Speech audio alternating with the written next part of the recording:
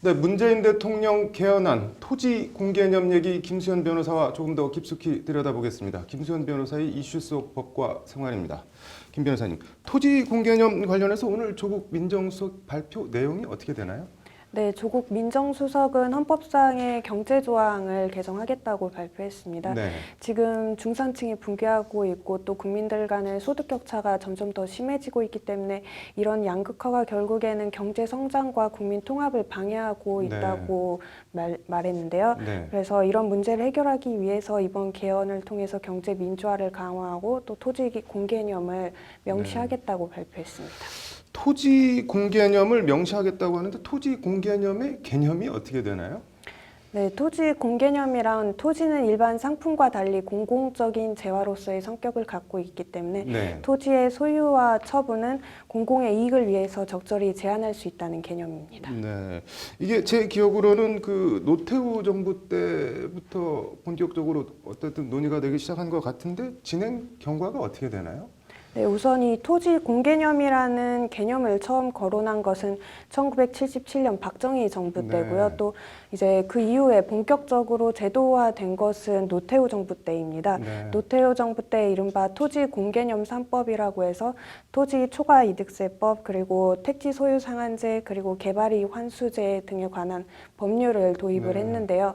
그런데 그 이후에 1994년에 토지 초과 이득세법이 헌법 불합치 판결을 받았고 네. 또 1999년에 택지 소유 상한에 관한 법률이 위헌 판결을 받은 바 있습니다. 네, 지금 뭐 헌법 조항이 어떻게 돼 있어 갖고 뭐 헌법 불합치 위헌 이렇게 판결을 받은 건가요?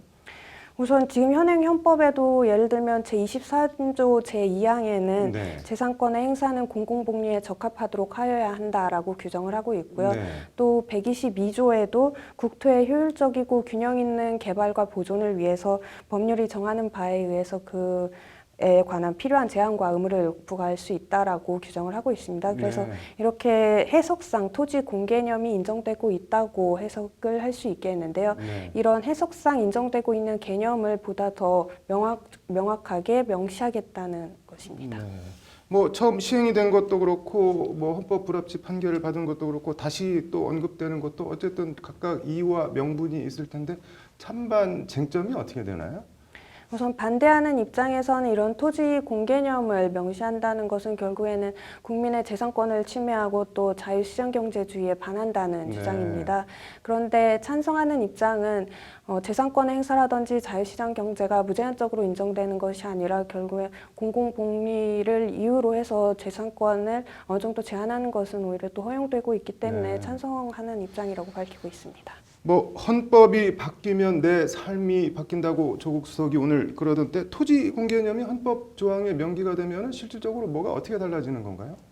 우선 계속적으로 위헌 시비가 되고 있는 개발이익 환수에 관한 네. 법률의 판단에 영향이 있을 것 같고요. 그리고 보유세 강화 등 세제 개편이 앞으로 더 탄력을 받을 것 같고 또 특히 찬성하는 입장에서는 이것이 지금 계속 심해지고 있는 부동산 투기가 네. 좀 축소되지 않을까 예상을 하고 있습니다. 네, 뭐 조국 수석이 새로운 대한민국은 개헌으로 시작된다. 뭐 이런 말도 하던데 개헌안이 국회 문턱을 넘어서 새로운 대한민국의 시대를 열 수 있을지 정말 궁금하네요. 오늘 잘 들었습니다.